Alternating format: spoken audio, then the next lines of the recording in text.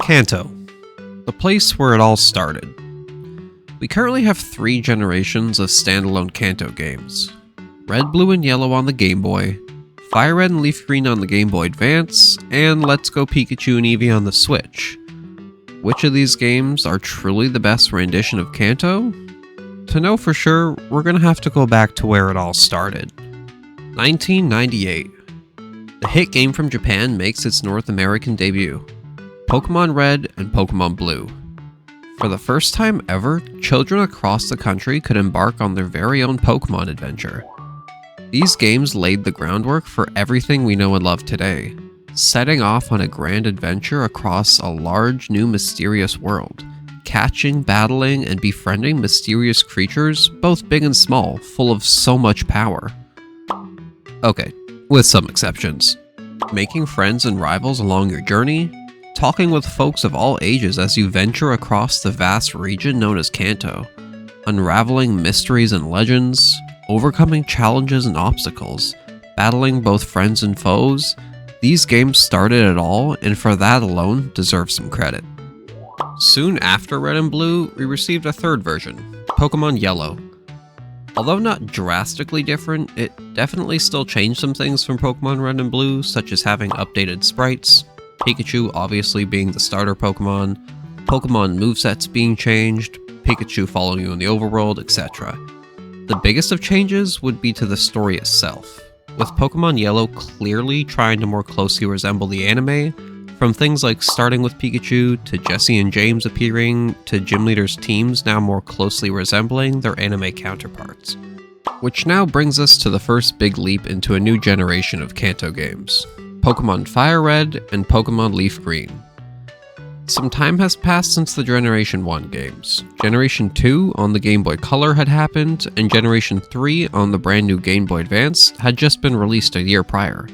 It was time Game Freak remade Generation 1, but now on the new and improved Generation 3 engine, and with all they've learned throughout the years. Being on the Generation 3 engine, there were some obvious improvements from the originals, so let's take a look at some. Being a Gen 3 era game, Fire Red and Leaf Green obviously have a lot more Pokemon to obtain with them, now including Generations 2 and 3 Pokemon. Another improvement being that the bugs and glitches from Gen 1 obviously didn't pass on to these remakes. The Pokemon mechanics themselves also had a big overhaul compared to the originals. Things from the introduction of abilities, natures, genders, friendships, way more moves, Dark and Steel type being a thing now, held items, and just new items in general. Spawn locations for certain Pokemon were also tweaked.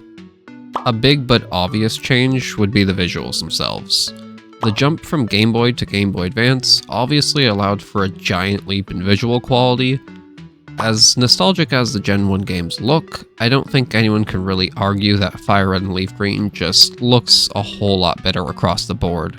From Pokemon to trainers to sprites, menus, and just the region as a whole. A huge improvement for me would be the introduction of the Sevi Islands. A whole new section with multiple islands filled with new Pokemon, areas, items, and side quests. Seeing as Red and Blue basically have no postgame whatsoever, the Sevi Islands are a really welcome addition. And that brings us to the most recent Kanto games. Pokemon Let's Go Pikachu and Let's Go Eevee on the Nintendo Switch. These games are clearly based more off of Pokemon Yellow than they are Red and Blue, but regardless, they're Kanto games nonetheless. So let's start off with what I like most about these games. Up first is going to be the overall visuals.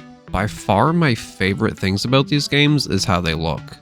The game is just so colorful and vibrant, and the art style is a perfect mix of cartoony and 3D. I think it does a great job keeping the classic look and feel of Kanto whilst implementing a beautiful 3D art style. It really just breathes a fresh breath of air into the region. Which ties into my next pick, the overworld Pokemon. Although I'm both a fan of the classic grass patches and also love the idea of overworld Pokemon when done right, Let's Go does a good job at mixing these together. Because Kanto was obviously designed way back before overworld Pokemon were a thing, the region's layout definitely is designed for the patches of grass, so trying to make all those routes and areas into overworld encounters only, like in the Gen 9 games for example, just wouldn't work while keeping the classic Kanto look and feel. And so they kept the grass patches how they were, but also added overworld encounters within those grassy areas and caves. A perfect mix of old and new. Speaking of overworld Pokemon following you has always been a feature I've enjoyed, so these games having that once again is definitely a plus in my book.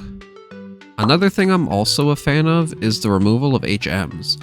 I love not needing to either switch out Pokemon for HM friends, or take up move slots on your main team. And finally, the ability to ride certain Pokemon was amazing.